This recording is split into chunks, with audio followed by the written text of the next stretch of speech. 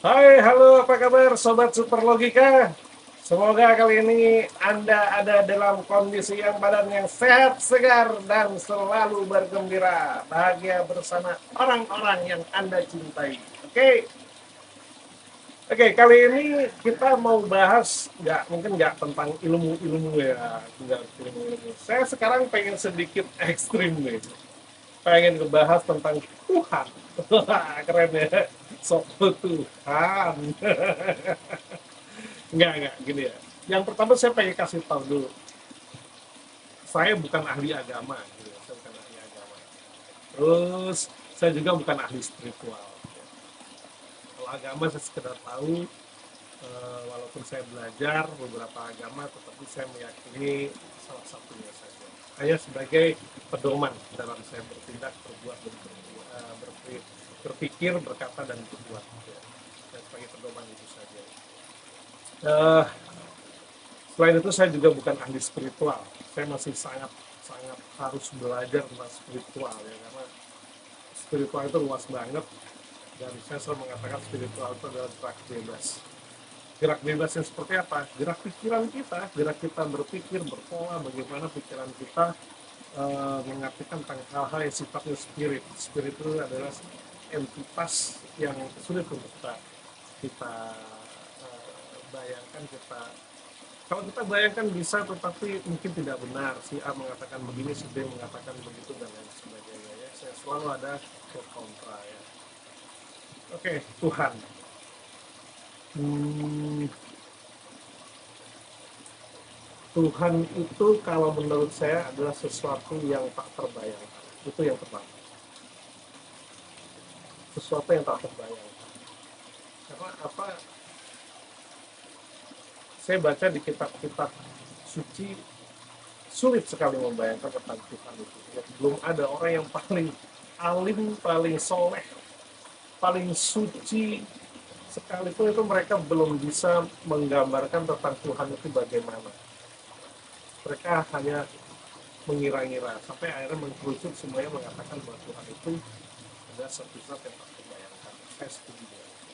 Ya, karena Tuhan itu tak terbayangkan, itu bukan pendapat saya pribadi, tapi bisa lihat juga dari beberapa literatur mengatakan bahwa Tuhan itu tak terbayangkan. Jadi saya setuju dengan itu. Ya. Kemudian Tuhan itu adalah energi besar, ya, energi yang sangat besar, ya, yang mempengaruhi banyak hal, ya, baik itu mengenai tata surya, kemudian kehidupan, kelahiran, kematian, rezeki, jodoh, dan lain sebagainya. Tuhan itu luar biasa kalau menurut saya. Jadi dia adalah energi besar yang mampu menentukan sesuatu. Sehingga di sini juga saya katakan bahwa Tuhan itu adalah porosnya energi. Sehingga orang-orang yang beragama ya, selalu dianjurkan memohonlah sama Tuhan. Memohonlah sama Tuhan. Nah, kurang lebih seperti itu. Ya. Jadi kalau ya, menurut saya, buat orang-orang yang nggak percaya Tuhan itu ya rugi, rugi. Kenapa? Tuhan itu dianggap ada, ya dianggap ada ya ada, dianggap nggak ada ya nggak ada. Ya kan? Kalau ada orang mengatakan nggak ada itu Tuhan, ya nggak apa-apa. Dianggap nggak ada aja, Tuhan itu berefek positif sama manusia. Apalagi dianggap ada. Baik. Ya. Nih, gini maksudnya nih. Ada orang, dia nggak Tuhan itu nggak ada. Tapi orang yang lain, dia kasih tahu, Tuhan itu nggak ada. Nah, orang yang ngedengar Tuhan itu nggak ada, ya udah nggak apa-apa, kalau nggak ada saya tetap aja memohon sama Tuhan. Nah, dianggap nggak ada saja, itu masih ada efek positifnya sama kita. Apalagi kalau dianggap ada. Baik, ini baru dianggap ya, belum lagi kalau kita meyakini ada. Itu kalau kita bicara tentang untung ruginya kita nggak percaya Tuhan atau percaya Tuhan. Tapi saya tidak akan menyalahkan orang yang percaya Tuhan atau enggak. Silakan. Ya. Nah, eh, di sini orang yang percaya Tuhan itu banyak caranya, ya. Tidak hanya dengan agama. Kita disebutkan kan religion itu ya keyakinan atau pemahaman terhadap Tuhan. Beda-beda caranya. Ada yang mereka langsung menggambarkan tentang energi besar itu, ada energi besar itu kemudian menjadi energi yang kecil, ya kemudian dari sini kita mengatakan sekali. Ya, seperti itu. Kalau saya menganggap semua itu benar, nggak ada salah, tidak ada yang salah, semuanya benar. Karena apa? Yang penting bagi saya adalah hasil akhirnya. Ya.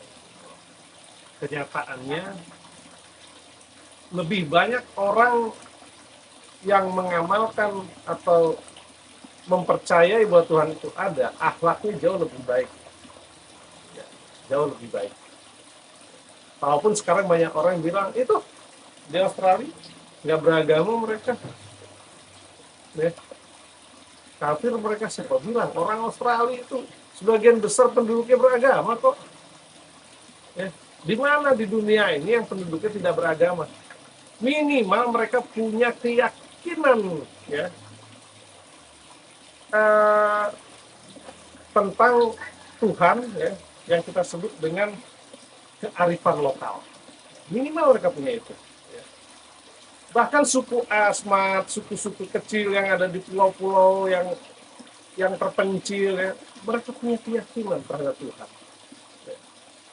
Jadi asal jangan dispesifikasi Tuhan itu harus disebut ini, disebut itu, enggak ya. Artinya mereka menyebut Tuhannya dengan cara yang sendiri. Dan hampir semua orang atau semua suku bangsa atau siapapun juga yang meyakini itu, ya, mereka mendapatkan satu kedamaian, ya, karena merasa terlindungi dan merasa aman dalam hidupnya. Yang paling penting adalah merasa terberkati. Ya. Kemudian selalu mereka ada yang namanya kenyamanan batin. Itu yang mereka dapatkan dari mereka mempercayai. Sekarang begini, kalau menurut saya ada 3 tipe manusia di dunia ini. Ada 3 tipe manusia di dunia ini. Yang pertama adalah manusia yang percaya sama Tuhan, yaitu mereka yang suka, artinya mereka yang beragama, suka dengan kegiatan-kegiatan ritual. Ritual itu nggak harus dengan sajen, ya. Kita sholat itu ritual, namanya ritual sholat, ya. Kita bernyanyi-nyanyi di gereja itu juga ritual, ya. Kristen ritualnya begitu, Hindu ritualnya dengan sesajen. Ya. Buat saya itu juga nggak ada yang salah, semuanya benar. Itu cara mereka mengekspresikan diri, ya, untuk meyakinkan dirinya bahwa mereka sudah terkoneksi dengan yang mereka sebut sebagai Tuhannya, ya. Jadi itu tipe manusia yang pertama. Tipe-tipe ini ternyata jumlahnya jauh lebih banyak, ya, daripada ada jumlahnya paling banyak, itu maksud saya, paling banyak di muka bumi ini, ya. Kemudian tipe yang kedua adalah tipe yang tidak percaya Tuhan. Orang-orang ini yang meyakini bahwa ya udah, kita udah hidup, ya. Diri kita, hidup kita, masa depan kita ya kita yang menentukan, ya, seperti itu saja, ya. Jadi mereka hanya terikat dengan dunia materi, bahwa Tuhan itu nggak ada, ya. Urusan nanti masalah kehidupan setelah mati nanti kita urus di sana. Jadi mereka tidak apa namanya tidak percaya bahwa Tuhan itulah yang membuat hidup dia menjadi sial atau hidupnya menjadi beruntung. Nggak percaya bahwa ada dosa dan lain sebagainya. Mereka hanya meyakini begini, kalau saya menyakiti orang lain ya wajar saya juga disakiti. Kalau saya menipu orang lain ya wajar saya juga pasti ditipu sama orang lain dan lain sebagainya. Dia hanya percaya seperti itu. Bahkan kadang-kadang lebih ekstrim lagi, ya, mereka menganggap manusia ini ya sudah seperti binatang juga, seperti hewan juga, siapa kuat dia yang menang, ya. Jadi kalau ada hukum rimba ini hukum manusia gitu kali ya, hukum manusia yang ada. Jadi itu Tapi saya juga tidak menyalahkan mereka, ya, tidak menyalahkan mereka, ya, karena dalam diri orang-orang yang seperti itu, eh, mereka hanya fokus memikirkan tentang kehidupan duniawi saja, biasanya seperti itu, ya, kaum kapitalis biasanya seperti itu.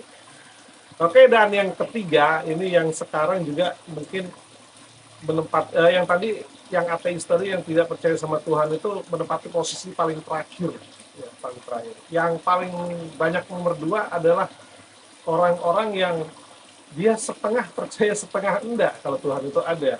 Ya, orang-orang seperti ini labil sekali, ya, labil sekali. Sekarang dia beragama, rajin sembahyang, rajin berdoa, rajin sholatnya, belajar kitab-kitab suci dan lain sebagainya. Semakin banyak dia baca kitab suci, semakin bingunglah kepalanya, ya. Jadi akhirnya dia bingung sendiri mana yang benar, gitu, mana yang benar. Padahal kalau mereka mau mencari benang merahnya, ya, mencari benang merahnya dia akan tahu. Gitu. Jangan mencari perbedaan, cari benang merah persamaan itu. Ya. Orang-orang yang seperti ini sangat mudah diombang-ambingkan. Orang-orang yang seperti ini juga justru yang paling mudah untuk dijadikan alat teror. Jadi, di brainwash dulu, dicuci otaknya dulu, ya, bahwa Tuhan itu nggak ada, gini dan lain sebagainya. Atau dari dia nggak percaya Tuhan, jadi percaya banget sampai akhirnya mau menjadi seorang teroris dan lain sebagainya. Ya, walaupun semua orang berpotensi menjadi teroris, ya, tergantung manusia juga sih. Tapi paling tidak kalau yang beragama yang seperti inilah yang berbahaya. Ya. Karena sebenarnya setelah diteliti banyak sekali orang yang melakukan terorisme itu sebenarnya berawal dari dia tidak percaya Tuhan. Ya. Atau dia kadang-kadang percaya, kadang-kadang enggak. Nah, untuk meyakinkan diri percaya yang disuruh jadi teroris, ntar kamu habis ngebom di sana, kamu bunuh diri, kamu pasti ketemu Tuhan. Iya bang, nggak ada salahnya. Entah mereka ketemu atau beneran, saya kan nggak tahu. Yang jelas begitu cara-cara teroris memperlakukan orang-orang yang akan bunuh diri, ya, bunuh diri. Nah, ini saya dapatkan dari beberapa literatur. Jadi begitu ada 3 tipe orang. Nah, sekarang kita ada di posisi mana? Kalau kalian ada di posisi yang pertama, kalian yang percaya dengan Tuhan, maka imani dengan baik Tuhan. Ya, kalau ajaran-ajaran ketuhanan, ya, saya tidak bilang agama, ajaran-ajaran ketuhanan yang sudah kalian pahami, yang kalian jalankan selama ini. Ya. Bahwa sebenarnya kita percaya atau tidak percaya Tuhan, toh tidak ada ruginya. Ya. Kalau memang sudah ada doktrin-doktrin yang bagus, yang membuat manusia mau berjalan lurus, mau membentuk kedamaian, saling menyayangi, dan lain sebagainya, kenapa harus diobrak-abrik? Itu maksud saya berbicara seperti ini sekarang. Ya. Semua ajaran atau doktrin atau apa yang diistilahkan sama orang-orang tersebut, ya, bahwa keblinger dengan doktrin agama dan lain-lain, selama itu menjadi baik, kenapa tidak terus diajarkan? Kalau ada yang keblinger sampai dia menjelekkan yang lainnya, biarkan, tidak usah ditanggapi. Justru kalau bisa, ya, kita tegur dengan cara yang lembut, kita tegur dengan cara seperti sekarang ini, ya, bahwa apa yang kamu lakukan itu justru mengajarkan untuk kita saling berdebat terus, saling berkelahi, ya.